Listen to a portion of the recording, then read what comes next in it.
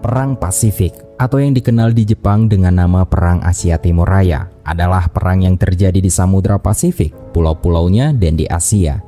Konflik ini terjadi antara tahun 1937 dan 1945, namun peristiwa-peristiwa yang lebih parah terjadi setelah 7 Desember 1941 ketika Jepang menyerang Pearl Harbor.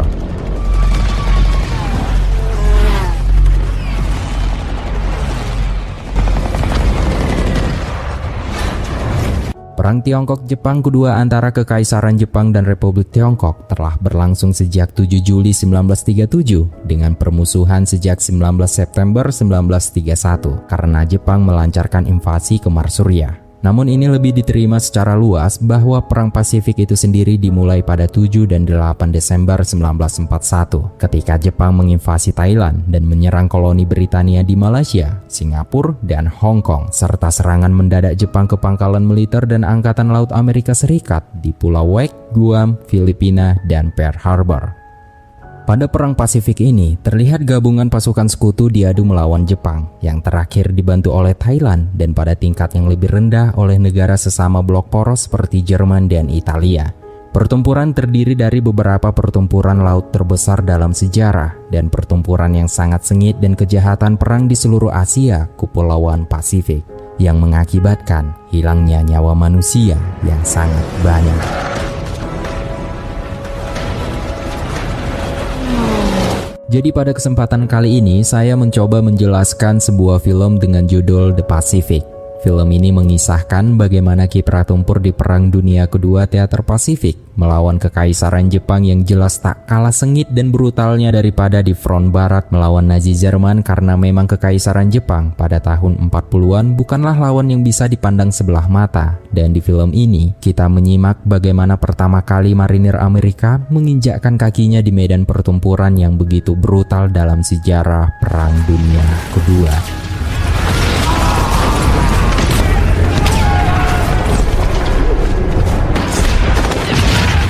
Sebelum kita masuk ke dalam isi ceritanya, saya mau ingatin kalau di video ini berisi full spoiler dari film The Pacific. Jika kalian tidak terganggu dengan spoiler, jadi langsung saja kita masuk ke dalam isi ceritanya.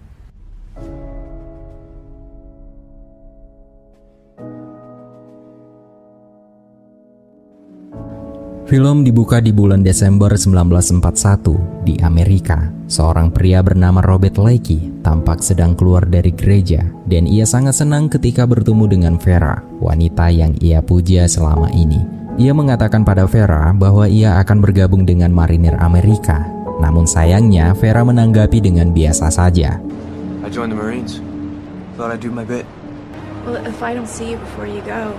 Di markas marinir, briefing singkat sedang diadakan oleh Letnan Kolonel Chester Fuller menerangkan bagaimana Kekaisaran Jepang bergerak dengan kecepatan luar biasa untuk menguasai Asia Tenggara dan Samudra Pasifik. Dengan aksi yang telah terjadi, Jepang seakan-akan sedang dalam proses ingin merebut separuh bumi, dan jelas menjadi tugas marinir Amerika untuk menghalangi proses imperialisme Jepang yang sedang berlangsung. Japanese are in the process of taking half of the world.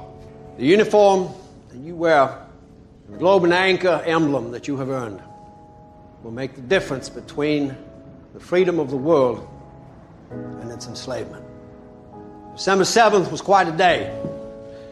Pearl Harbor, Hawaii. Places called Guam, Wake, Malay Peninsula, Hong Kong, Philippine Islands. Setelah hari Natal tahun 1941, seorang pemuda bernama Eugene Slade tampak menangis setelah divonis oleh dokter yang juga ayahnya sendiri jika fisiknya tak mumpuni untuk bergabung menjadi marinir karena ia mengalami lemah jantung. Merasa kecewa dengan fakta ini, Eugene pun keluar rumah dan menemui sahabatnya yang bernama Sidney Phillips. Yang ternyata saat ini Sidney sudah diterima menjadi marinir hingga membuat Eugene semakin kecewa. I wish we were going together. Kemudian kamera menyorot jauh di Pasifik, tepatnya di rangkaian Kepulauan Salomon di Pulau Guadalcanal pada 7 Agustus 1945. Armada Amerika sudah merambah dengan kapal-kapal perangnya dan terlihat pertempuran di berbagai sisi sedang terjadi.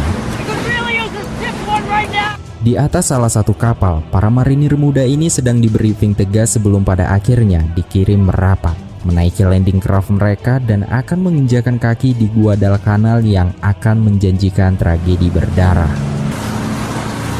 Semangat dan keteguhan mereka masih menyala-nyala meski memang saat ini area pantai sudah dikuasai sepenuhnya oleh marinir yang lebih dulu sampai di tepian dan tak ada penampakan dari serdadu Jepang.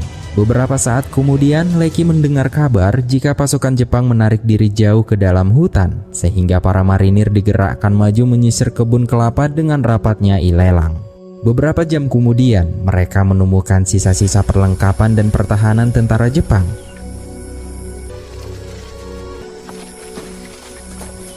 Di depan mereka sudah terpampang hutan lebat. Para marinir pun sadar jika Jepang bisa saja menyergap setiap saat di antara semak belukar ini. Bob Lecky sendiri berusaha waspada dengan senapan mesin Browning M1917 di pundaknya. Sedangkan hutan ini semakin dipenetrasi semakin menjanjikan kesunyian dan teror.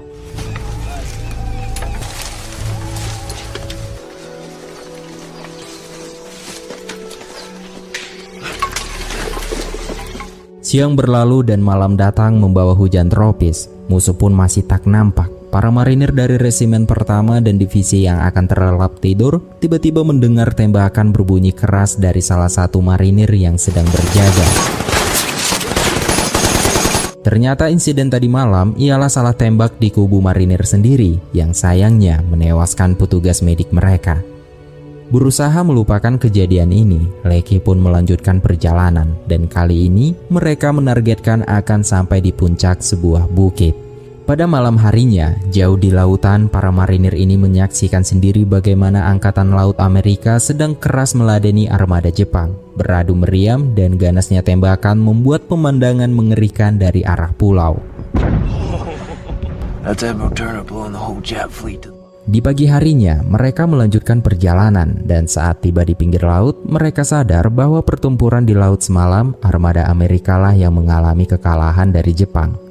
Amerika terpaksa kehilangan 4 kapal penjelajah atau kuisernya yang langsung membuat Laksamana Tuna mundur melarikan diri, sekaligus meninggalkan marinir divisi pertama sendirian di Guadalcanal tanpa backup dan suplai dari kapal angkatan laut.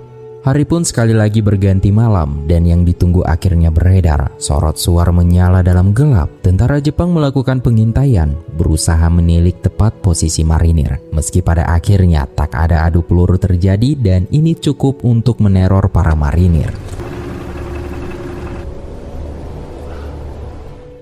Keesokan harinya, ketika mereka melihat kapal kekaisaran Jepang di lautan, para marinir semakin paham jika hanya ada penderitaan setelah ini. Karena Angkatan Laut Amerika sudah lenyap dari kemarin yang tak berdaya menghadapi anak buah Laksamana Isoroku Yamamoto.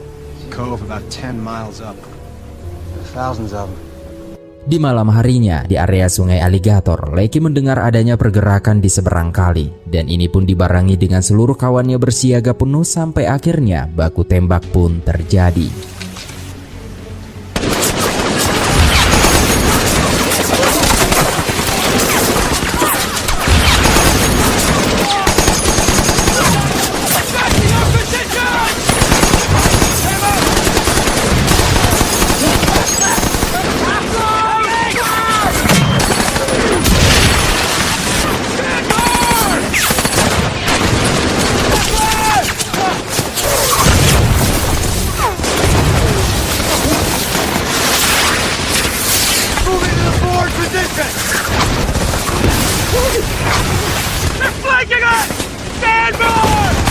Skirmish liar dan buta ini terus terjadi, membangunkan seluruh isi hutan.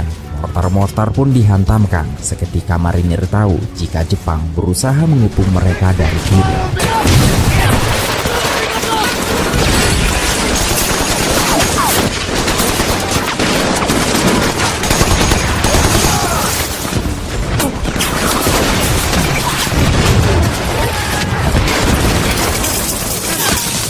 Melihat ini, Lecky sendiri langsung bergeser membawa senapan mesinnya ke sayap kiri. Sementara komandan mereka, sang kapten sendiri mentalnya sudah terpukul. Jepang pun masih bergerak mengepung meski sudah berhujankan mortar marinir. Hal ini memaksa Lecky juga ikut berpindah tempat dan berusaha memberi tembakan cover untuk kawan-kawannya. Dan pergerakan Lecky ini terbukti ampuh karena akhirnya ia bisa memberendel habis serdadu Jepang yang kedapatan menyeberangi sungai di sebelah kiri.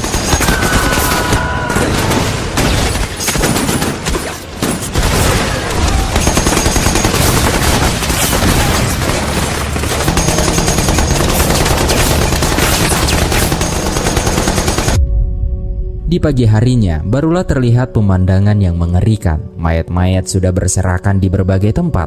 Para marinir sangat kebingungan melihat pertempuran semalam. Serdadu Jepang seakan tak punya taktik khusus dalam serbuan semalam. Seakan mereka hanya maju untuk ditembak oleh marinir. Sampai satu insiden khas serdadu Jepang pun terjadi, dan ini disusul dengan serangan setor nyawa oleh serdadu Jepang. Emma. Take a pin in him, Doc!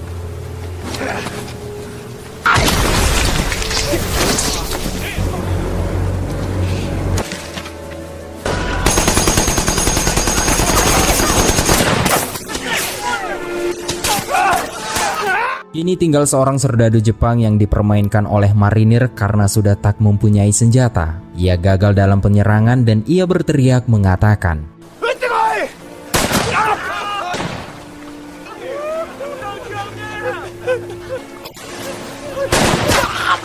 Lecky yang melihat itu, barulah kini ia tahu jika sebenarnya musuh mereka juga seorang manusia biasa yang sudah demikian lama melewati pertempuran yang berat dan parah. Merasa kasihan, Lecky pun memutuskan untuk menembak tepat di jantungnya.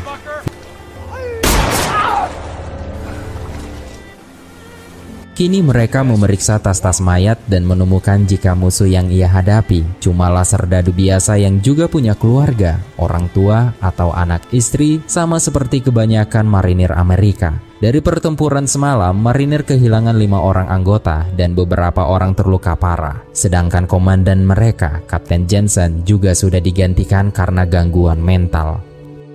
Pada bulan Oktober 1942, para marinir memang sudah semakin mengenal pulau ini, namun masih saja tak mampu menguak markas Jepang. Di sisi lain, resimen John Basilone yang masih dalam perjalanan tiba-tiba mendapat kejutan tembakan dari serdadu Jepang.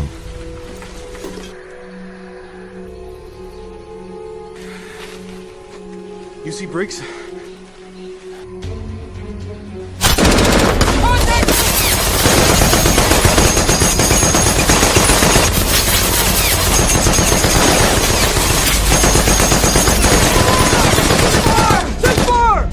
Baku tembak itu pun menghilang begitu saja. Tembak lari ini sudah sering dialami oleh barisan John Basilone. Sepertinya Jepang ingin menggerogoti marinir pelan-pelan dalam gerilyanya. You hit. Keesokan harinya, bala bantuan datang ke Guadalcanal dengan mendaratnya tentara Amerika Angkatan Darat, membawa perlengkapan dan suplai termasuk senjata dan amunisi yang tentu saja dimanfaatkan sebaik-baiknya oleh kawan-kawan Basilone dan Lecky.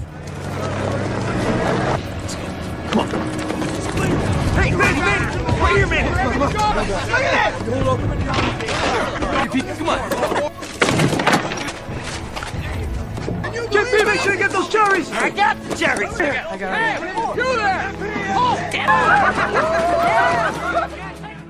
Setelah aksi pencurian liar ini, Lecky pun membagi hasil jarahannya kepada kawan-kawan. Namun kegembiraan ini hanya sekejap saja karena pada tengah malam kawasan mereka dihujani bom oleh tentara Jepang. Come on, man! Come on!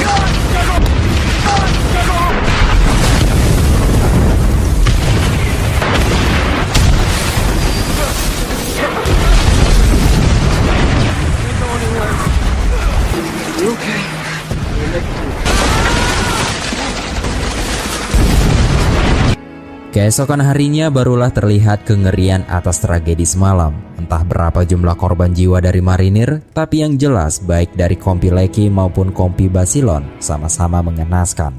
Pukulan brutal ini mengingatkan Lecky dan Jurgen jika Jepang masih punya taji di pulau asing ini.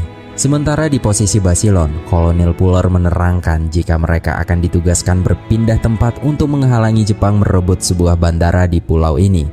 Karena jika bandara ini dikuasai oleh Jepang, maka jelas Amerika pasti akan dipaksa mundur masuk ke dalam hutan dan berperang secara gerilya, dan marinir Amerika tak mungkin bertempur dengan cara gerilya.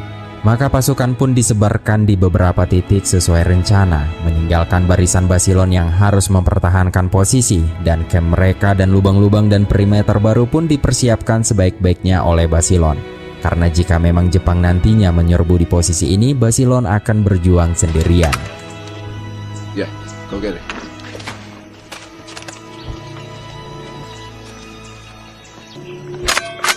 Sementara itu, melihat situasi Bob Leakey, kabar jika Jepang bergerak ingin merebut bandara telah tersebar.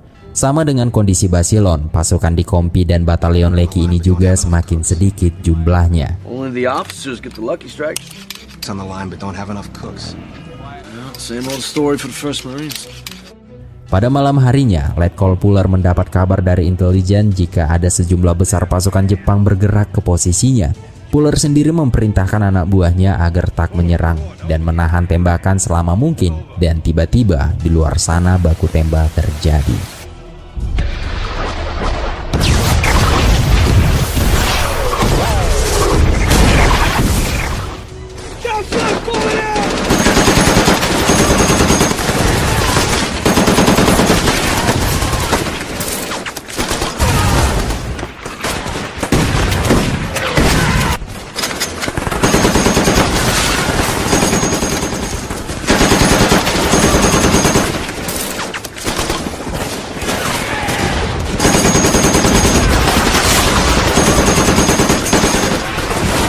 Saat itu Basilon mati-matian menyapu bersih tentara Jepang yang sibuk membongkar kawat perimeter. Saat itu juga ia tak tahu bahwa kawan-kawan di sebelahnya sudah banyak yang tumbang, sementara amunisi juga terus menipis.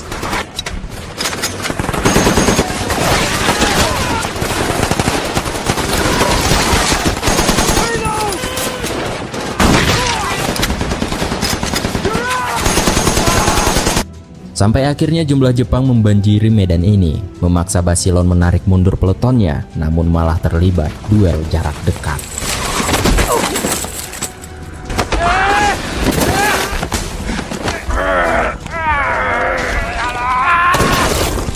Setelah mundur, Basilon pun masih terus bertarung dengan jumlah musuh yang terus berdatangan. Kini serdadu marinir resimen ke-7 benar-benar harus terus bertempur atau mati di malam ini.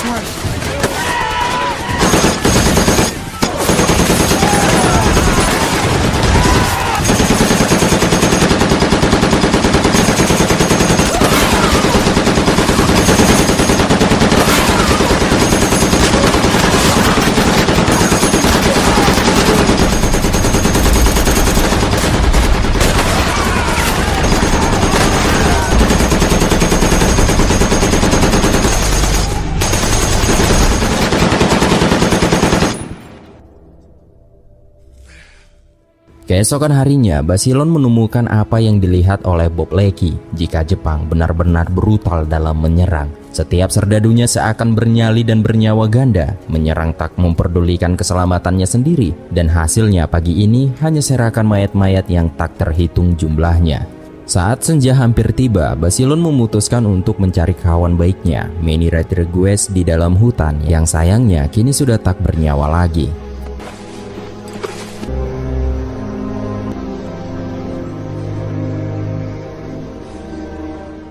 Di sisi lain di Amerika, Eugene Slade yang sampai hari ini masih terus diperiksa oleh ayahnya mengenai jantung lemahnya. Namun Eugene tetap bersikukuh hingga ayahnya pun tak kuasa menghalangi niat anaknya untuk bergabung menjadi marinir Amerika.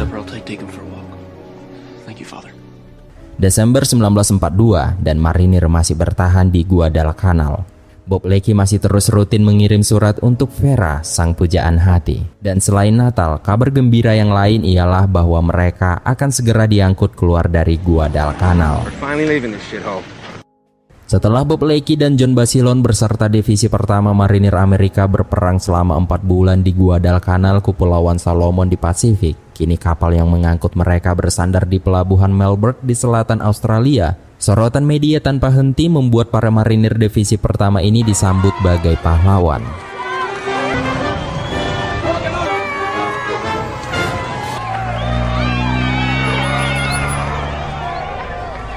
Para marinir ini ditempatkan di sebuah stadion kriket di Melbourne karena kota ini memang tak punya pangkalan militer yang cukup untuk sebuah divisi marinir. Beberapa jam kemudian, Leakey dan kawan-kawannya menghabiskan waktunya di tengah kota, sedangkan Basilone lebih memilih menikmati senggangnya minum-minum dengan JP Morgan.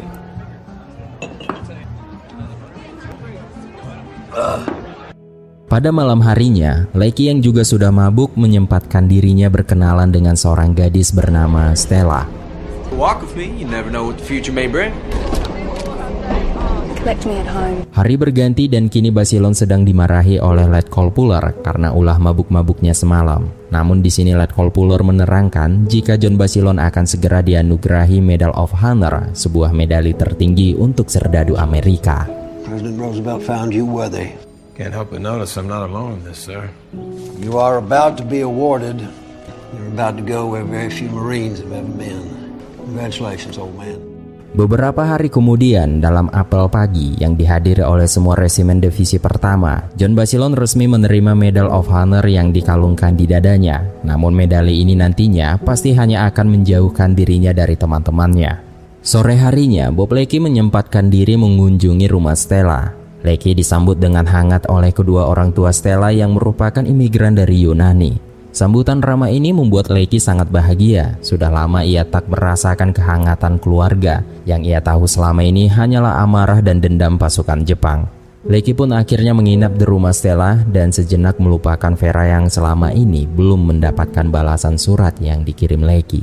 Di stadion kriket, di mana mimpi buruk Basilone menjadi kenyataan setelah menerima medali dan dicap sebagai pahlawan oleh Markas Pusat Marinir. Ia ditugaskan untuk menjual surat utang bagi para warga Amerika, alias menjadi sales obligasi.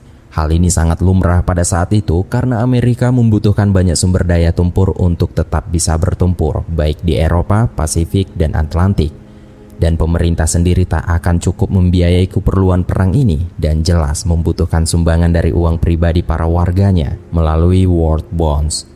Untuk ini pada era Perang Dunia Kedua, wajar terjadi ketika pemerintah Amerika menjual War Bonds pada rakyatnya. Dan John Basilone di sini diminta menjadi semacam sales marketingnya setelah dikemas dengan takjuk pahlawan dan serdadu yang hebat. Karena tanpa ada uang rakyat, Amerika pasti jelas akan kesusahan untuk tetap bertahan di Perang Dunia Kedua.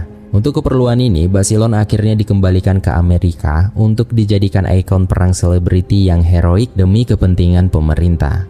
Di sisi lain, Bob Leakey yang menghabiskan waktunya bersenang-senang dengan kekasih barunya Stella serta kedua orang tuanya. Dan beberapa hari lagi, stadion kriket ini pun dikosongkan. Para marinir diangkut menuju ke sebuah wilayah gersang berjarak 160 kilo dari pusat Melbourne.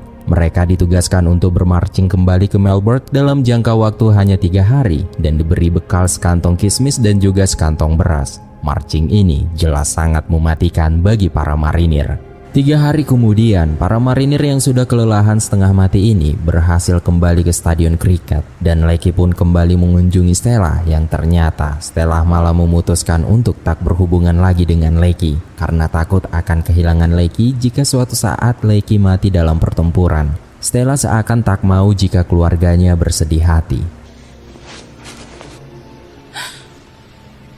Putusnya hubungan asmara kedua ini membuat Leakey tenggelam dalam alkohol dan kesedihan. Hingga saat kembali ke stadion, Leakey yang diminta tolong oleh Eller untuk menjaga sebentar selama ia ke toilet malah mengancam salah satu perwira, yakni Letnan Horgan. Horgan lantas mempermasalahkan kecerobohan kedua anak buahnya ini sehingga Leakey dan Eller pun langsung dihukum dan diputuskan jika Leakey ditransfer menuju ke intelijen. Sementara Eller yang sudah berpangkat kopral ini diturunkan sekali lagi menjadi private. Sementara itu, di situasi Basilon, ia benar-benar dipulangkan ke Amerika. Rangkaian propaganda pun juga sudah disiapkan untuknya agar rakyat Amerika terayu dan membeli Washburn demi keperluan perang. Ia pun akhirnya berpisah dari kawan baiknya selama ini, yaitu JP Morgan. Keesokan harinya, para marinir keluar dari Australia menuju ke Tanjung Gloucester atau Camp Gloucester. Mereka tampak santai dan bahagia, belum mengerti apa yang akan menyambut nantinya. Di tempat lain, kita menyimak pemuda yang memiliki lemah jantung, yaitu Eugene Slade pada Desember 1943, yang ternyata kini Eugene Slade berhasil menjadi marinir Amerika dan sedang berlatih mortal.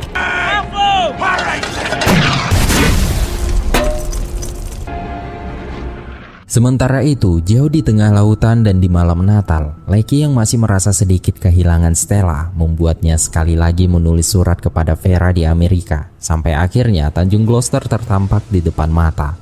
Tak membuang waktu, pulau yang berada tepat di timur Papua Yugini ini pun diduduki. Hutan ditembus dan semak diterabas, dan tak ada tanggal merah bagi para marinir di hutan ini. Letnan Stone mengabarkan ke anak buahnya jika sebentar lagi akan diadakan patroli, dan beberapa saat kemudian Kompi H Batalion 2 Resimen ke-7 bersama Lecky dari intelijen ini pun menyusul rimba. Namun setelah beberapa lama, Letnan Stone menempatkan Lecky di bagian belakang.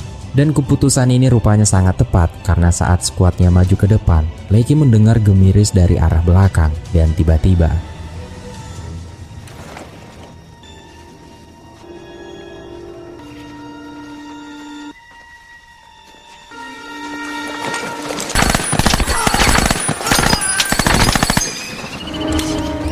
pada malam harinya, para marinir terpaksa tidur dalam keadaan hujan. Hujan pertama yang mereka rasakan, dan hujan yang semakin membuat mereka menderita ke depannya. Dan saat hendak tidur, tiba-tiba pasukan Jepang langsung melakukan penyerangan.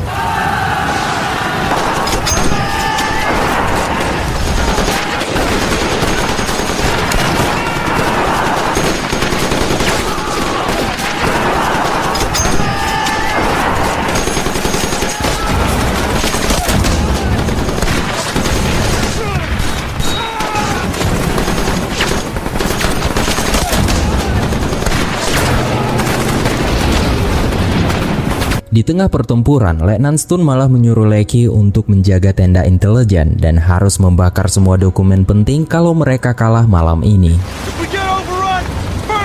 Dalam pertempuran itu, marinir Amerika berhasil bertahan, dan keesokan harinya setelah diperiksa, marinir tewas 2 orang, dan Runner mengatakan jika inilah yang akan terjadi di semua pulau di Pasifik, serangan Banjai untuk bunuh diri. Ketika diinvestigasi lebih jauh, mereka menemukan rangkaian pos pertahanan Jepang yang hanya diisi para serdadu yang sedang sakit atau sekarat. Jepang tampaknya sengaja meninggalkan mereka yang tak bisa bertempur di area ini. Lecky menjara semua kotak peti milik perwira Jepang yang berisi sebuah pistol Nambo tipe 14 yang ia anggap sebagai souvenir berharga. Sore harinya, hujan turun lagi. Pulau ini seakan tak pernah tak terhujani. Lecky dan kawan-kawannya membicarakan bagaimana Basilon kini pasti bersenang-senang di Amerika, sementara mereka masih harus basah di pulau terasing di ujung dunia. Sudah 2 minggu marinir di pulau ini dan sama sekali tak bisa menemukan persembunyian tentara Jepang. Lawan mereka yang utama ternyata hujan yang terus mengguyur tubuh mereka. Nihilnya pertempuran dan cuaca yang terus tak membaik ini memberi tekanan mental tersendiri bagi para marinir. Tak luput pula Lecky yang juga sudah frustasi berat, dan ketika ia balik ke tenda kotak harta rampasannya, ternyata kotaknya sudah menghilang termasuk pistol temuannya. Lecky menemukan kotaknya di tenda Letnan Larkin, perwira intelijennya dan komandannya sendiri. Tapi ternyata Larkin sendiri tak mau menyerahkan kotak itu kepada Lecky, apalagi pistol Jepang yang langka itu. Komandannya malah mengusir Lecky untuk segera pergi. Using that for a battalion paperweight, sir? Oh? I can see where you're going with that, sir. Get out of my tent, Larkin. Keesokan harinya, Letnan Larkin muncul dan langsung memarahi Lecky karena Lecky berhasil mencuri kembali pistolnya. Ini membuat Larkin marah karena sebenarnya ia juga berharap bisa mengambil pistol Nambo 14 ini sebagai souvenir untuk dibawa pulang ke Amerika. You punish me on the suspicion I may have taken something. appears you pissed yourself. Tapi pada saat ini, Lecky baru sadar jika ia telah mengompol membasahi celananya sendiri dalam tidurnya. Dan inilah sindrom mengompol yang akan menjadi bencana sendiri bagi Lecky. Lecky menderita enuresis karena terus-menerus dalam keadaan basah dan kehujanan. Tak ada obat bagi gangguan ini kecuali menjauh dari hujan dan tetap pada kondisi kering. Karena enuresis ini, Lecky semakin menderita bagaimana harus tetap kering sedangkan hujan terus mengguyur di pulau ini. Hingga sampai bulan Mei 1944, di mana resimennya diangkut pergi dari Tanjung Gloucester menuju ke Pavuvu dan Banica. Ternyata kondisi di pulau ini lebih buruk. Lecky semakin turun mentalnya, dan kali ini Runner malah terserang malaria. Dan enuresis Lecky semakin menjadi. Ia masih terus mengompol tiap malam, sehingga Chuckler pun mengirim Lecky ke rumah sakit. Meski sampai beberapa hari kemudian, enuresis Lecky belum juga sembuh. Ia menceritakan kepada dokternya jika para marinir sejauh peperangan di Pasifik memang kekurangan istirahat. Seperti di Guadalcanal, Jepang membombardir mereka setiap malam hingga tak ada marinir yang bisa tidur dengan tenang. Dan di Tanjung Gloucester, hujan juga tak pernah berhenti. Tak ada marinir yang sanggup tidur nyenyak dalam kondisi basah. Dan sekarang ia berada di Pavuvu, dan di pulau ini pun ia tak bisa berharap banyak. Beberapa hari kemudian, ia memohon kepada dokternya jika ia ingin kembali ke kompinya. Ia ingin kembali bertempur bersama kawan-kawannya, dan sebagai ucapan terima kasih, ia pun memutuskan untuk memberi pistol Jepang rampasannya itu. Di hari ini juga John Basilone bertemu dengan adik kandungnya, George Basilone, yang juga sama-sama seorang marinir. Tonight, some big deal at the Hollywood Canteen. Pada bulan Juni 1944 di Pavuvu dan Banica, di sebuah kapal pasukan tambahan merapat dan menurunkan kompi Eugene dari Resimen 5 Batalion Ketiga Divisi Pertama Marinir Amerika. Pemuda yang punya gangguan jantung ini sekarang benar-benar diturunkan untuk berperang melawan Jepang. Ia tergabung dalam unit mortar ke-60 sebagai pasukan tambahan dan pengganti. Namun tak ada sambutan dari para seniornya di unit mortar. Ketika serdadu baru ini memasuki tenda, malah diusir dari tendanya sendiri dan harus mencari tenda baru. Aiken. Come on. Rifleman. That man's Stallone, and I'm Corporal Bergen.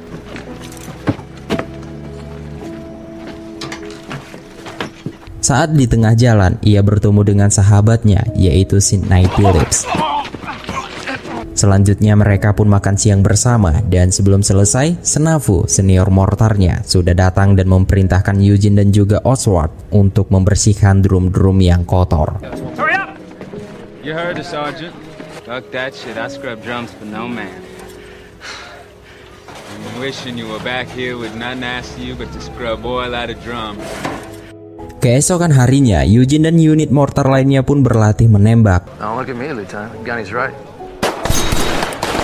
Dan ketika selesai, ia menemukan jika tenda Sidney Phillips sudah kosong. Ternyata sahabatnya sudah kembali ke Amerika dan Eugene langsung berlari untuk mengucapkan perpisahan. Namun semuanya sudah terlambat, kapal yang dinaiki sahabatnya sudah berlayar. Kemudian film maju ke September 1944 di Pulau Paleo di utara Papua. Marinir Divisi Pertama bersiap sekali lagi untuk mendarat dan ini akan menjadi pengalaman tempur yang pertama bagi Eugene Slade. Dan kini di depannya pun bau mesiu serta asap dan api sudah tersaji di pulau ini.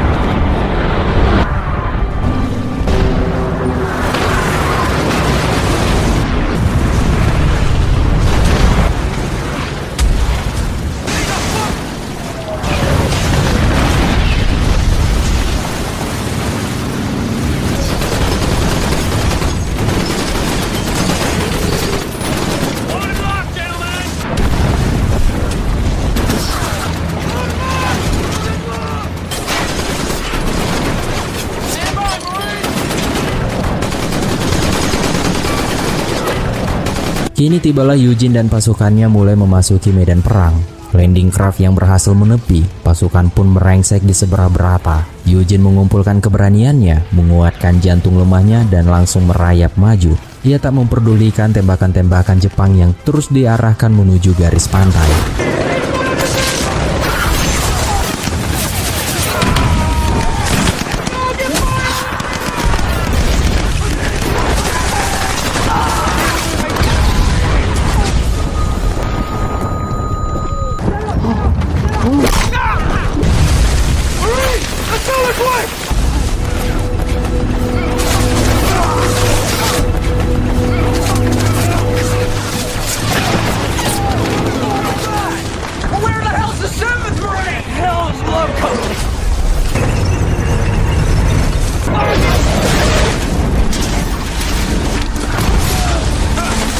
Sementara itu, di tempat yang sama, kompi Bob Leckie juga sudah sampai dan ia melihat korban sudah banyak yang berjatuhan. Pulau ini tak sama dengan kedua pulau yang sudah dikunjungi sebelumnya, dan memang korban dari marinir terus membengkak. Sedangkan Eugene sudah diambang ketakutan, namun ia tetap berlari menyusul kawan-kawannya.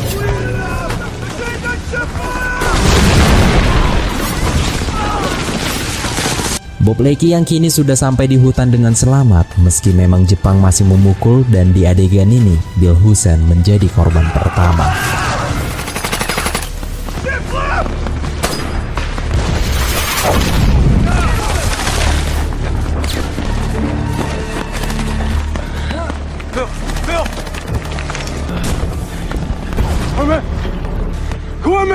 Sedangkan Eugene dan teman-temannya yang masih terus bergerak maju berusaha menghindari hujan artileri di area pantai, sampai akhirnya mereka berhenti di sebuah titik. Sersan Henny menerima kabar jika unit mortar ini harusnya berada di selatan Bandara Peleliu, bukan di area ini. Maka pergerakan pun dimulai sekali lagi menerobos derasnya artileri Jepang yang belum mau berhenti, hingga mereka sampai di bandara militer yang sudah dijadikan pos pertahanan oleh Jepang.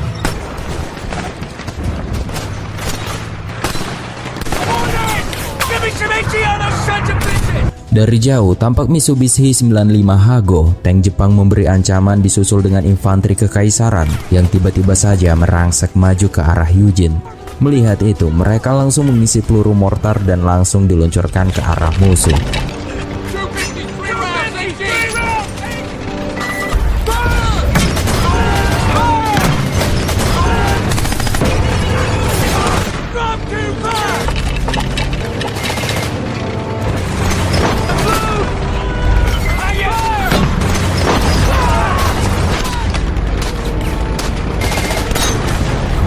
Namun belasan kali diluncurkan, belum ada yang mampu menghancurkan tank Jepang ini. Pasukan marinir Amerika yang tak bisa maju ke depan, akhirnya tank Amerika ikut bertempur.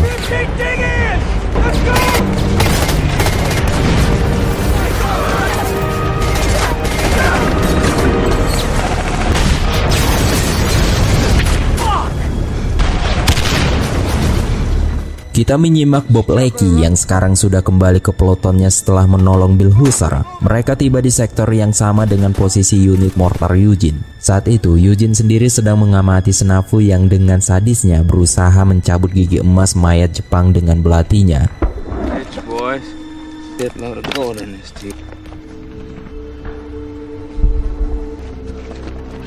Anything moves, kill it.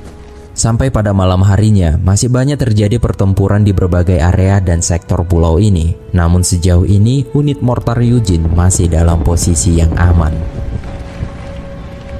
You've been to the Grand Canyon? No. We got there late at night, so these cabins slept at the fucking Grand Canyon. You have to go out there tomorrow? September 1944, Sidney Phillips sudah berada di Amerika, tepatnya di Mobile, Alabama. Kini ia menyempatkan diri mengunjungi orang tua Eugene, membagi cerita dan kabar Eugene pada ayah dan ibunya. Ia mengatakan kepada ibu Eugene jika anaknya tergabung dalam unit mortar, dan unit mortar biasanya berada di belakang infanteri penyerbu. Jadi kemungkinan besar Eugene pasti bisa bertahan hidup dan jauh dari bahaya. Tapi sebenarnya cerita Sidney Phillips ini tak 100% sesuai fakta, karena di Peleliu sendiri, tepatnya di sekitar area bandara Amerika, masih belum sepenuhnya marinir Amerika berhasil menguasai landas pacu ini. Infrastruktur bandara ini memang sudah hancur lebur karena saking seringnya digempur oleh Amerika, tapi tampaknya ini tak membuat pasukan Jepang yang mempertahankan wilayah ini menyerah begitu saja. Ditambah lagi di semua resimen, air menjadi langka, teror hidrasi menghantui, dan semua marinir juga semakin lelah. Bahkan air yang ada di sana pun sudah diracuni oleh kubu Jepang. That fucker's poisoned it. It's poison. Got our orders. The entire division's moving across the airfield at 0900. First and second platoon will lead, followed by weapons and third platoon. Semuanya pun mulai bersiap, dan bisa saja ini merupakan aksi penyeberangan mereka yang terakhir kalinya. Bisa saja ketika sampai di seberang, mereka hanya tinggal nama. Eugene sendiri melupakan lemah jantungnya karena di ujung sana Jepang sendiri terus mengintai dengan senjata senapan mesin dan mortar. Dan ketika Jepang melihat pergerakan dari pasukan marinir Amerika, artileri Jepang pun langsung diluncurkan. Semua anggota divisi termasuk Resimen Slate dan Resimen Lecky menyeberang bersamaan seakan sengaja menerjunkan diri mereka ke api yang dikirim oleh Jepang. Dan sangat disayangkan sebelum sampai di seberang, pasukan Amerika banyak yang gugur.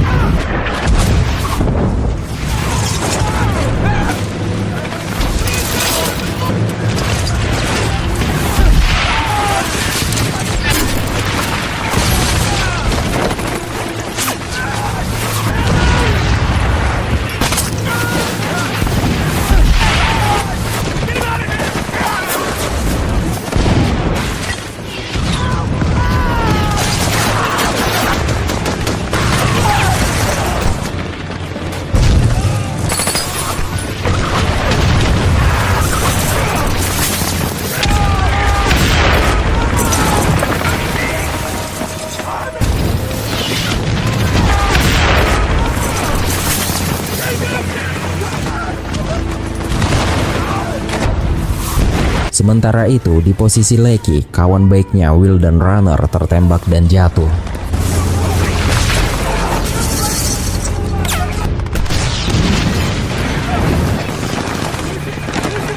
Eugene sendiri menahan gemetarnya, terus berlari ke depan. Ia mengikuti Senafu dan senior lainnya. Sedangkan langkah tragedi ini masih digempur tanpa henti oleh artileri Jepang dari atas pegunungan. Runner yang sudah tak bisa berlari lagi ini pun diistirahatkan, dan Lecky akhirnya juga diperintahkan komandannya untuk balik ke belakang guna mencari petugas radio dan medik untuk menangani Runner. Tapi malang bagi Bob Lecky karena setiap petugas radio dan medik yang ditemuinya antara masih sangat sibuk atau sudah menjadi mayat, dan ia sendiri pun akhirnya terkena serpihan peluru artileri yang meledak di dekatnya.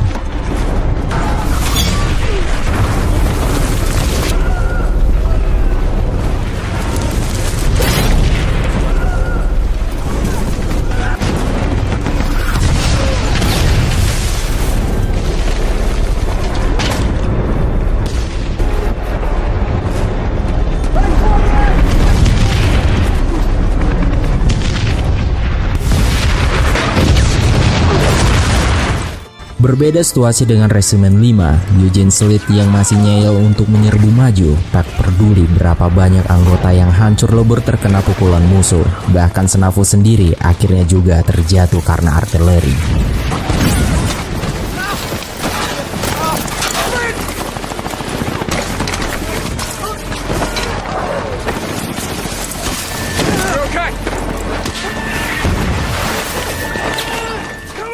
Kemudian selanjutnya disusul dengan matinya Oswald, yaitu duet mortar Eugene.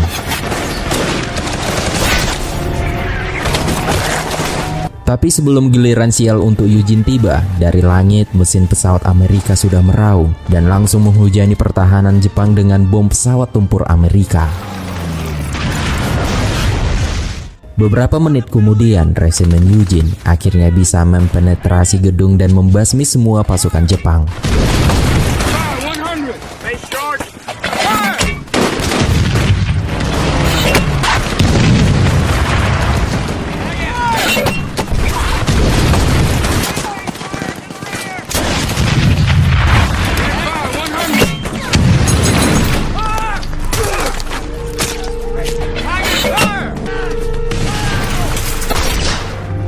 Satu jam berikutnya, Eugene dan kawan-kawannya pun beristirahat. Bandara sudah berhasil dikuasai sepenuhnya, meski dengan korban jiwa yang entah berapa.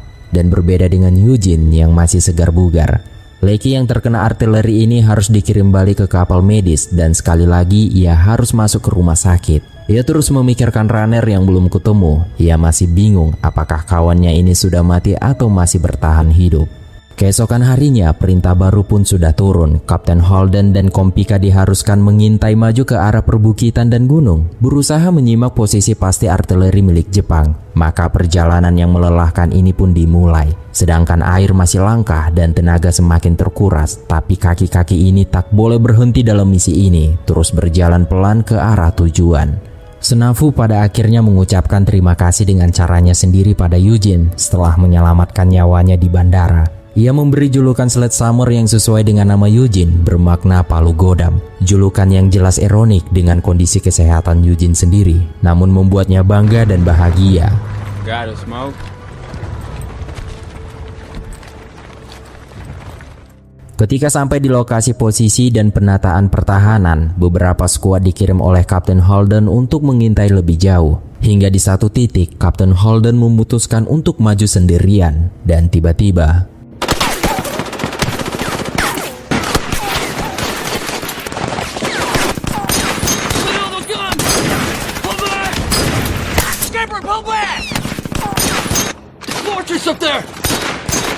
Kapten pun langsung memerintahkan untuk mundur karena di depan sana Jepang sudah menyiapkan bentengnya. Benteng yang jelas tak bisa ditembus dengan bermodal satu kompi karena tahun ini adalah misi yang paling mematikan dan lagi pula radio juga masih rusak.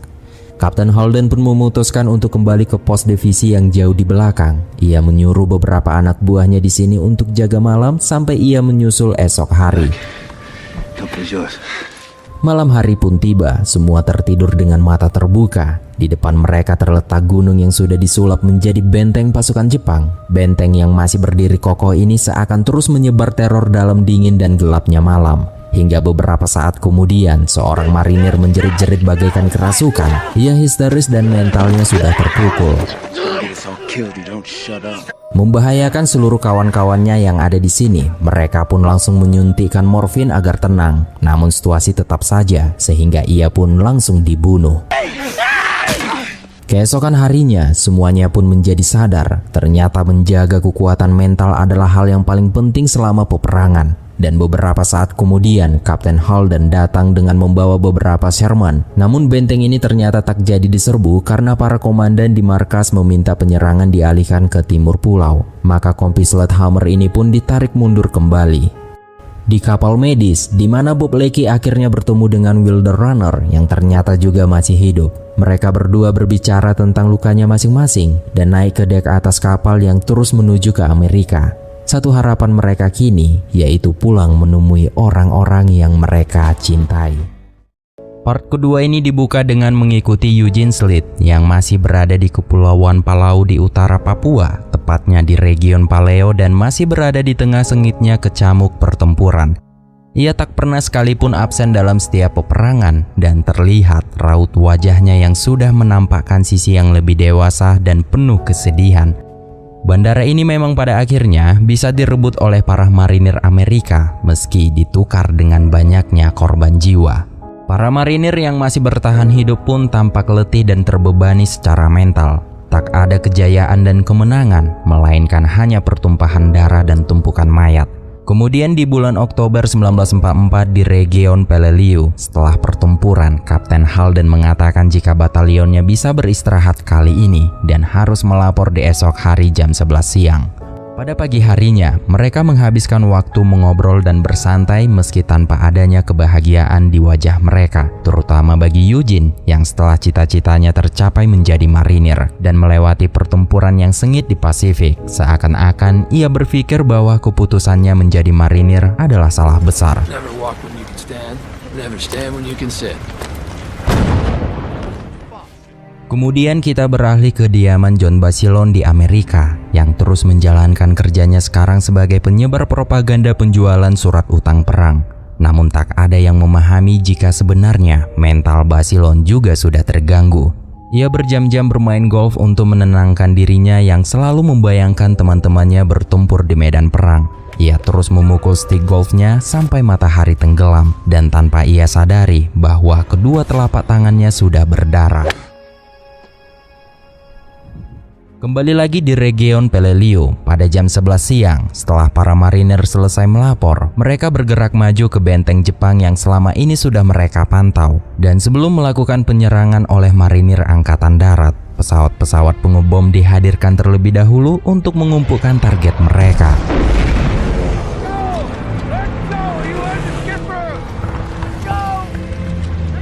Di tengah perjalanan, Eugene bertemu dengan Resimen 1 yang rupanya sudah bertempur lebih dulu dan ditarik mundur. Dan dari raut wajah mereka terlihat jelas bahwa pertempuran yang sudah mereka lakoni pastilah sangat brutal. Saat itu Eugene melihat Jurgen Cakler, salah satu kawan Lecky, terpaksa ditandu setelah kehilangan kakinya. Dan tak hanya kakinya, rupanya mental Jurgen juga sudah remuk. Namun bagaimanapun selama Jepang belum bisa diusir dari pulau ini, maka selama itu pula marinir akan dikirim untuk bertempur sampai mati. Di malam harinya, para marinir terpaksa harus menghentikan pergerakannya dan selalu waspada di posisi masing-masing. Tapi tak lama kemudian, suara perkelahian mengambang dan disusul dengan letupan singkat. Semua marinir pun kebingungan apa yang terjadi, namun tak ada yang berani keluar dari lubangnya masing-masing. Dan ketika pagi tiba, barulah mereka mengetahui ternyata suara letupan semalam menewaskan seorang marinir yang tertembak setelah berduel dengan seorang tentara Jepang. Because this is what happens. One of us doesn't keep his edge on, and this is what happens. Kini para marinir mulai melanjutkan perjalanan, dan di siang hari ini para marinir tiba-tiba disambut dengan tembakan dari serdadu Jepang.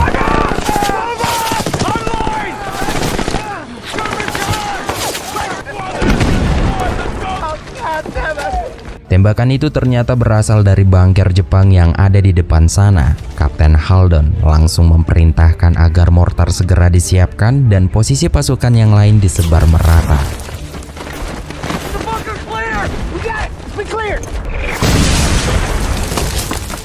Di saat Senafu yang akan menembak, Eugene mendengar suara tentara Jepang di dalam bunker terdekat yang seharusnya tak berisi musuh. Dan tanpa disadari, Sersan Bergin pun langsung memerintahkan pasukannya untuk memeriksa bunker tersebut, sehingga pertempuran jarak dekat terjadi.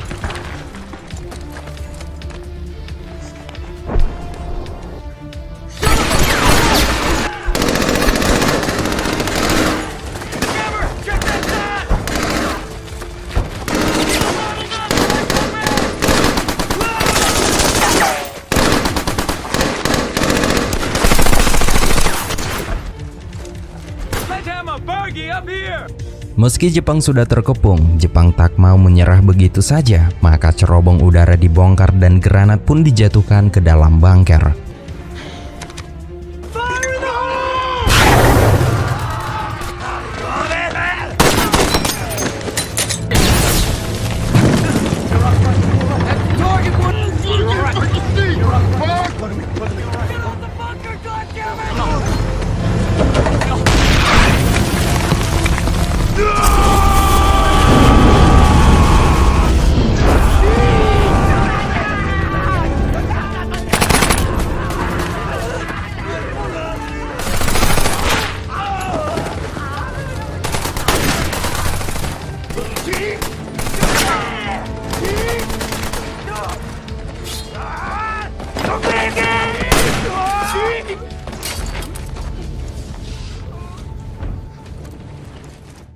Akhir dari peperangan di sektor ini, marinir Amerika berhasil membantai semua serdadu Jepang. Namun kawan baiknya Eugene, Bill Leiden terluka parah, sehingga membuat tekanan pada mental Eugene Slade.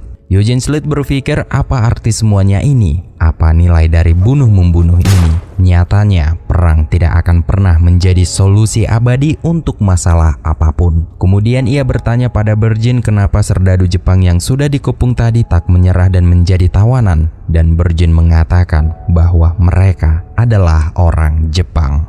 Because they're Japs. Fucking rats. Di malam harinya, hujan yang turun membuat batalion 3 ini semakin menderita. Saat itu Halden mengatakan bahwa besok pagi mereka ditugaskan untuk menuruni perbukitan.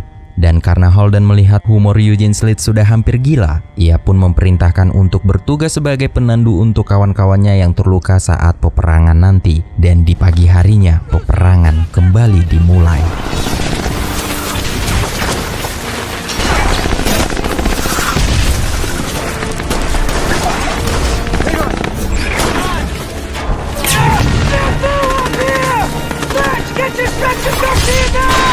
Benteng dengan tembok alami batu-batu gunung ini memang sungguh menjadi pertahanan yang sempurna untuk Jepang, dan nyatanya peperangan kali ini lebih brutal dari kemarin, dan Eugene Slade terus disibukkan dengan menandu kawan-kawannya yang terluka.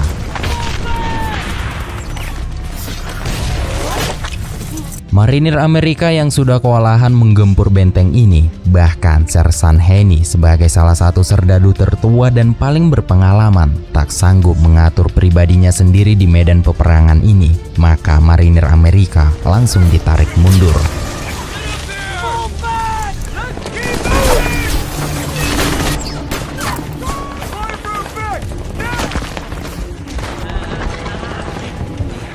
Let's get you out of here.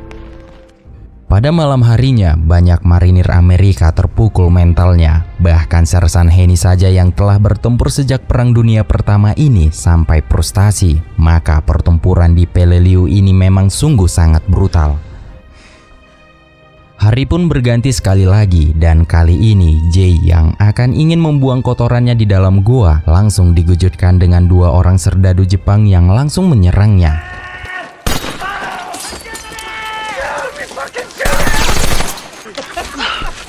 Go back and get some new dungarees, Jay. Look like you in a sack race, Jay. No kidding! Selanjutnya, Kapten Halden pun berusaha mengatur serangan sekali lagi. Ia maju ke garis depan untuk mengintai, namun beberapa saat kemudian, Bergin kembali dan mengabarkan jika Kapten Halden tewas ditembak oleh sniper Jepang. Sniper got the skipper.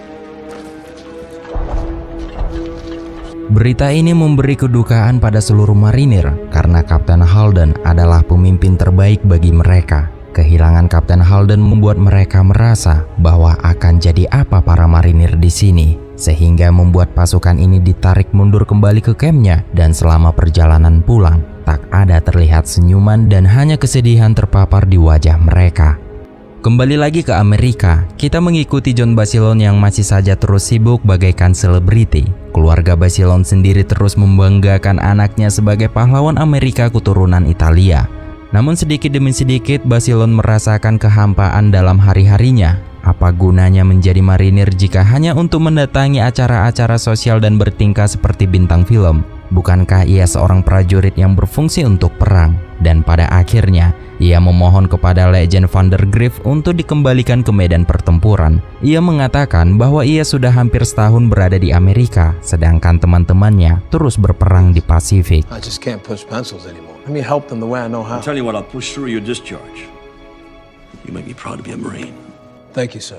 Kini John Basilone pun dikirim ke tim latihan Pendleton Marinir Divisi ke-5 dan diperintahkan untuk melatih para serdadu yang baru masuk.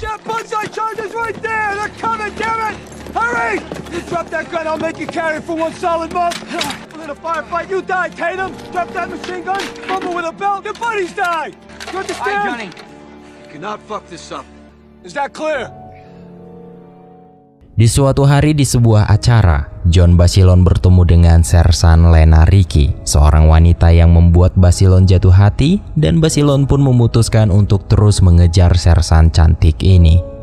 Hari demi hari Basilone terus termotivasi membentuk kompinya sebagai barisan marinir terbaik. Ia keras dan tegas melatih anak buahnya ini dan menjelaskan bagaimana hebatnya pasukan Jepang di medan pertempuran. Dengan berkat pengalaman John Basilone, kompi anak buahnya berhasil membentuk unit senapan mesin yang paling hebat di kompi ini. And move with this. I couldn't hit the side of a barn with that thing.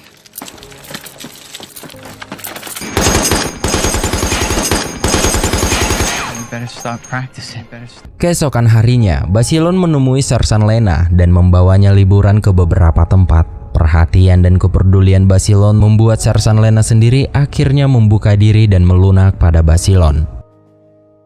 Di suatu hari, kabar jika marinir divisi ke-5 ini akan segera dikirim ke Pasifik untuk menyusul divisi pertama. Landing mereka masih dirahasiakan, tapi yang jelas kompi ini akan segera bertempur ditemani oleh John Basilone sendiri. Am I clear? Yes, sir! Beberapa hari kemudian, John Basilone memutuskan untuk menikahi Lena tanpa mengetahui nasib apa yang nantinya menimpa di Pasifik, karena ternyata di bulan Februari 1945 divisi kelima ini diturunkan di Pulau Iwo Jima, dan semuanya pun tahu bagaimana liarnya pertempuran di sini dengan Jepang yang terus bertahan dalam Gunung Suribachi, dan Jepang berusaha menyapu bersih semua marinir yang datang dari arah pantai.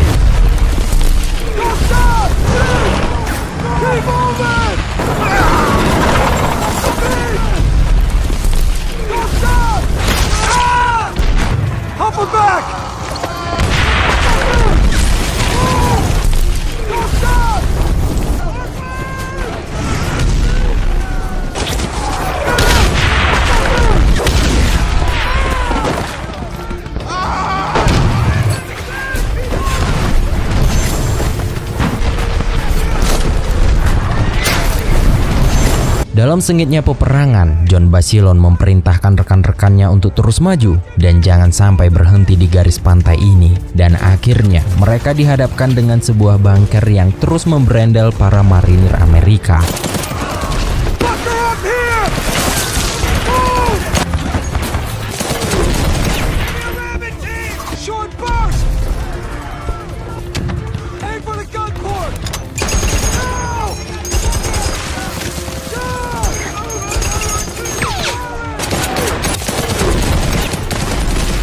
Dalam keadaan terpojok, seseorang dari marinir Amerika berani maju untuk melemparkan tas dinamit ke dalam bunker, walaupun ia harus gugur setelah tertembak. Atas perjuangan itu, kini John Basilone dan prajuritnya mulai melangkah maju, sedangkan bunker itu dipanggang dan dihanguskan.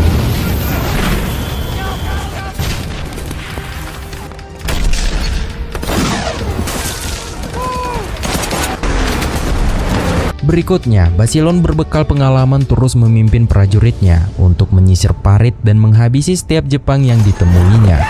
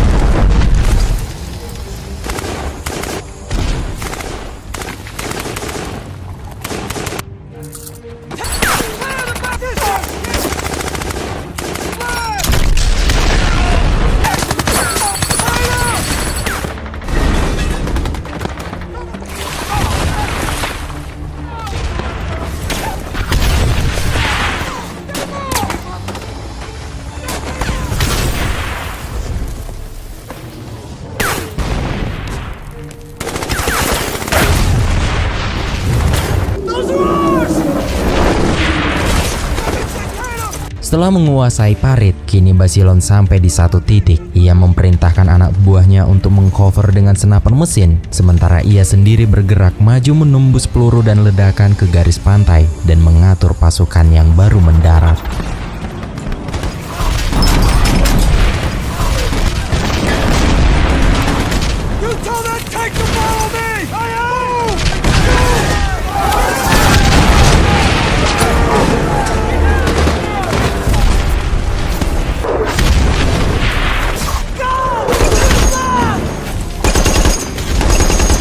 Kemudian Basilone kembali ke posisi semula dengan membawa pasukan yang baru datang. Namun sangat disayangkan, di tengah-tengah pelarian itu, John Basilone tertembak tepat di jantungnya.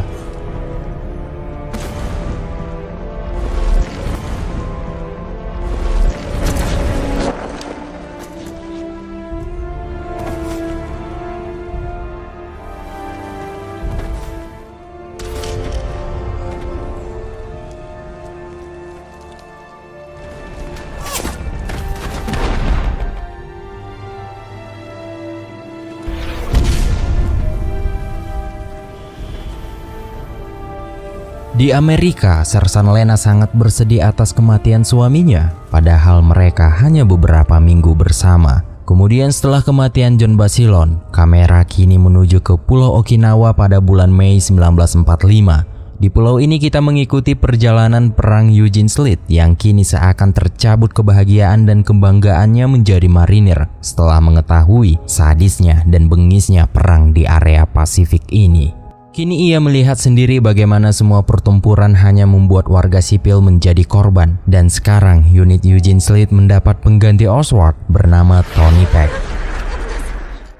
Kini Amerika lah yang sedang di atas angin dan bisa mendesak Jepang di teater Pasifik ini. Yang tadinya mereka berperang jauh di timur Papua, kini marinir Amerika sudah menginjakkan kakinya di Okinawa selatan Jepang. Tapi di sini pun Jepang belum juga menyerah. Para marinir ini langsung disambut dengan api oleh tentara-tentara Kekaisaran Jepang.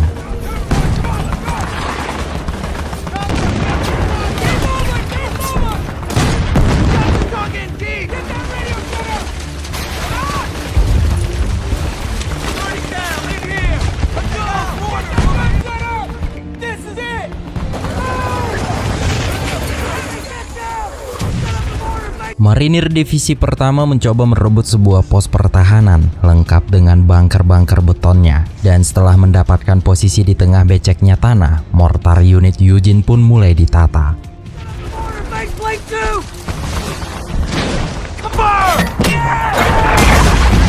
Namun pada kenyataannya, seperti part sebelumnya, benteng Jepang ini tak mudah ditembus, dan pengepungan ini pun berlangsung sampai petang datang dengan hujan yang melanda medan perang ini.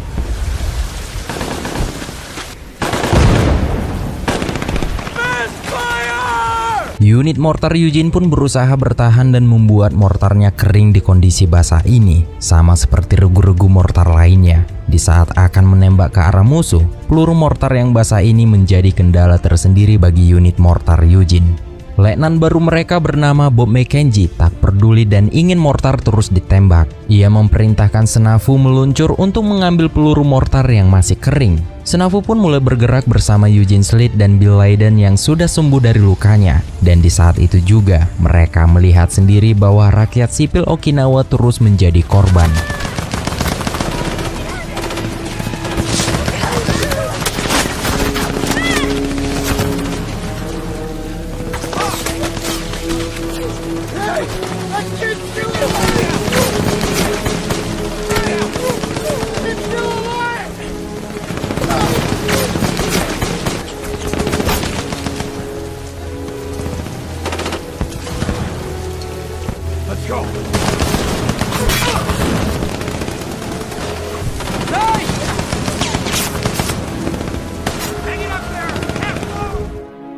Hari berganti dan Eugene Slade terus mencatat hari-hari yang telah ia lewati selama di Pasifik. Sedangkan Senafu terus membuli anak-anak baru di unitnya dan memperingatkan mereka bahwa inilah perang yang sebenarnya. Dan Jepang pasti akan mengerahkan 10 kali lipat untuk melawan mereka dikarenakan marinir Amerika sedang menginjak-injak tanah Jepang. Dan kalau anak baru ini tak bertarung seperti bagaimana serdadu Jepang bertarung, ia akan mati secepatnya. You better get mean too, boo. Selanjutnya Sersan Bergin melihat jika tentara Jepang ini malah mengosongkan bunkernya. Mereka tampak melarikan diri sehingga unit-unit mortar pun langsung disiagakan. Dan unit Eugene Slade sendiri diajak Sersan Bergin untuk menyerbu markas Jepang. Dengan peluru mortar yang sangat minim, pasukan pun langsung disebar merata di area yang sudah tampak lebur dan gosong karena pukulan mortar marinir sebelumnya.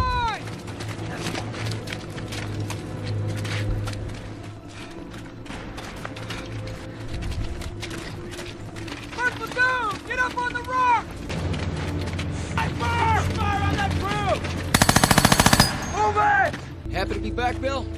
Let's go. I decided to hold it. Wait for word.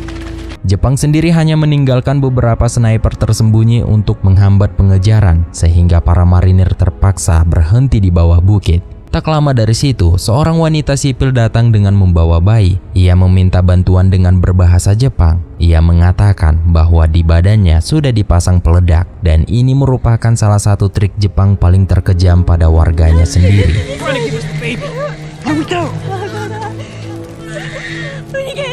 Happy to be back, Bill? No.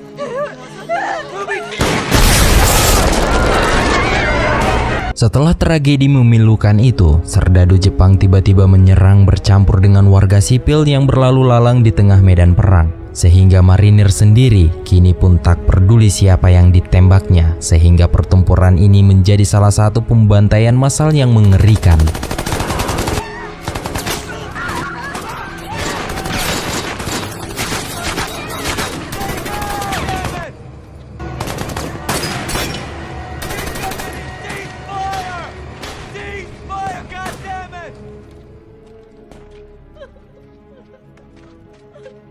Dalam kondisi ini, unit mortar marinir yang berada jauh di belakang malah salah koordinat, menembaki kawan mereka sendiri sehingga membuat pasukan penyerbu ini langsung mundur secepat mungkin.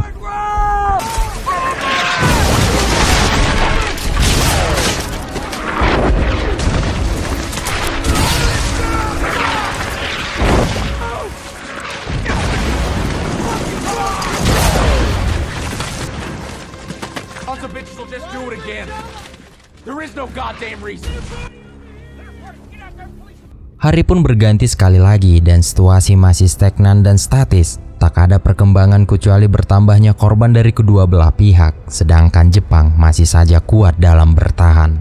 Kemudian Tony memberitahu kabar terbaru dari lautan jika sebuah kapal Amerika dihantam oleh 2 pilot kamikaze, menewaskan 500 serdadu Amerika di dalam kapal tersebut, dan ia mempertanyakan kenapa Jepang tak mau menyerah dan malah ingin mati. Senafu pun menjawab jika kekaisaran Jepang seperti Tuhan bagi rakyatnya dan tentara Jepang sungguh akan bangga jika mati untuk kekaisarannya. Wow. They can't fucking surrender? Emperor's God. Duty to God. Mereka yang masih membahas tentang kekaisaran Jepang, tiba-tiba sebuah peluru mortar serdadu Jepang mendarat tepat di hadapan Bill Laden.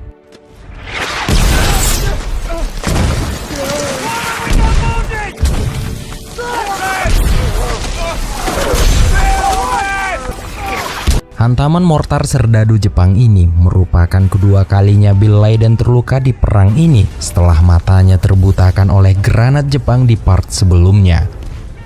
Keesokan harinya, Eugene Slade pun diperintahkan untuk mengukur koordinat mortar ke satu rumah yang mencurigakan di seberang. Bidikan Eugene Slade ini memang sangat presisi, namun tak lama kemudian, tiba-tiba mereka disambut dengan teriakan Banzai.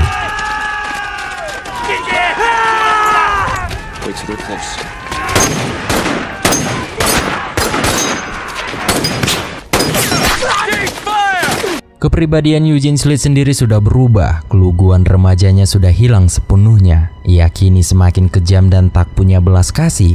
Dan inilah yang ditakuti oleh Senafu jika akhirnya Eugene Slade mirip seperti yang dialami oleh Senafu. Di malam harinya, Senafu terlibat perdebatan keras dengan Eugene Slade, tapi ini hanya membuat frustasi Tony Peck yang sudah terpukul mentalnya dan langsung maju mengamuk.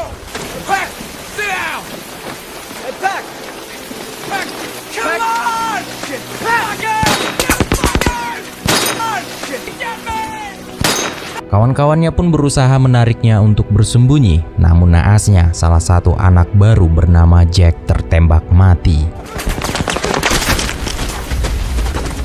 Keesokan harinya, penyerbuan pun dimulai sekali lagi dan kali ini marinir menambah pasukan untuk memperkuat daya tempur mereka. Dan beberapa Sherman pun turut juga dikerahkan di atas medan basah nan terjal ini. Dan Eugene Slade juga masih dingin dan kejam, hingga pada akhirnya kemenangan pun berhasil diraih. Melihat seorang remaja Jepang yang sudah tak berdaya dengan penuh luka, Eugene Slade akan menembaknya. Namun ia berhasil mengurungkan niatnya untuk lebih baik lagi. Namun tak lama kemudian, dari arah belakang, tiba-tiba melihat itu, Eugene Slade langsung memarahi marinir baru ini. Namun sesaat ia melihat dirinya sendiri, ia seperti bercermin dan menyadari betapa ia jauh dari moral dan etika. Dan perubahan pribadinya ini sungguh memilukan dirinya sendiri. Singkat cerita, marinir Batalion 3 Resimen kelima ini ditarik dari area medan pertempuran dikarenakan Letnan Mackenzie menggambarkan jika Amerika sudah meratakan Hiroshima dan Nagasaki dengan bom atom, dan kemungkinan setelah ini Jepang akan segera menyerah.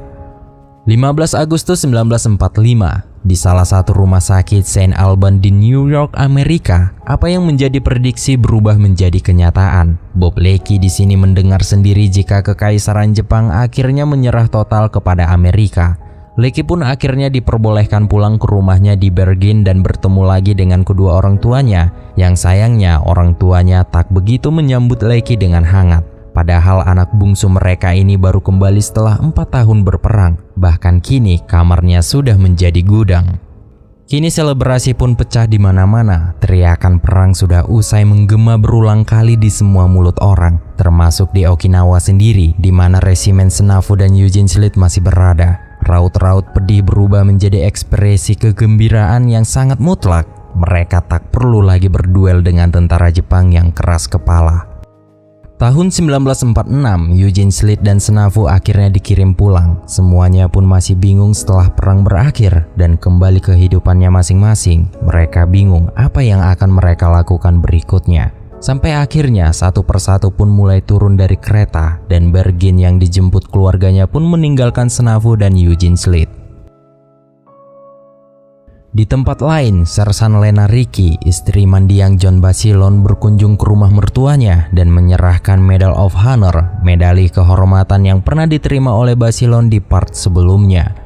Kini Leckie menemui wanita pujaan hatinya, Vera Killer. Namun sayangnya, sekarang Vera sudah berkencan dengan seorang perwira. Di tempat lain, akhirnya Senafu pun turun dari kereta. Ia kembali ke kotanya di New Orleans. Ia pergi diam-diam tanpa pamit kepada Eugene Slade. Sedangkan Leckie yang tak menyerah mendekati Vera, akhirnya bisa mengajak Vera berkencan dan makan malam di sebuah restoran. Keesokan paginya, Eugene Slade pun sampai di mobil Alabama di kota kelahirannya. Ia dijemput oleh Sidney Phillips dan diantar menuju ke rumahnya.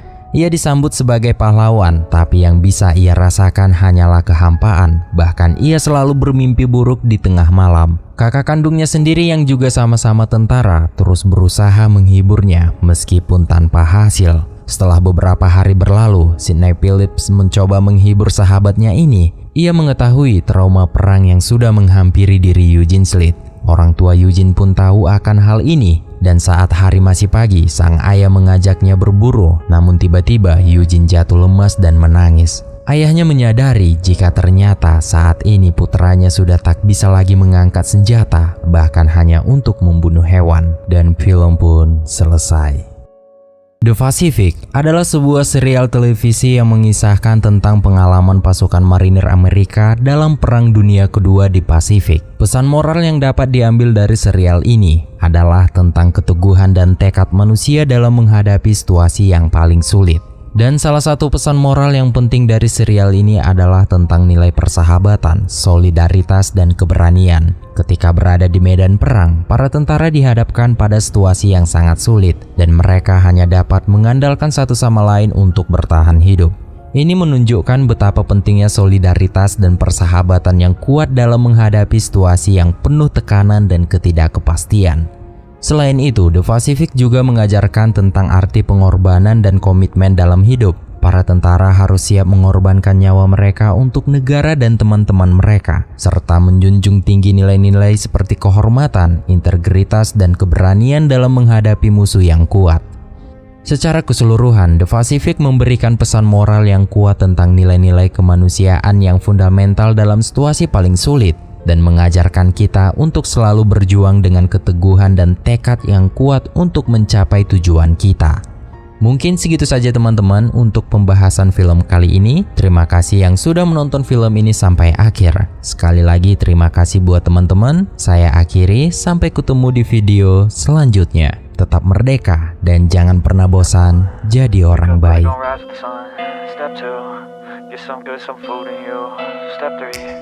Grow hard about what you wanna be. Step 4, everybody just do your thing. Wake up, today's gonna be a good day. Wake up, today's gonna be a good day. Wake up, today's gonna be a good day. Wake up, today's gonna be a good day. Wake up, today's gonna be a good day.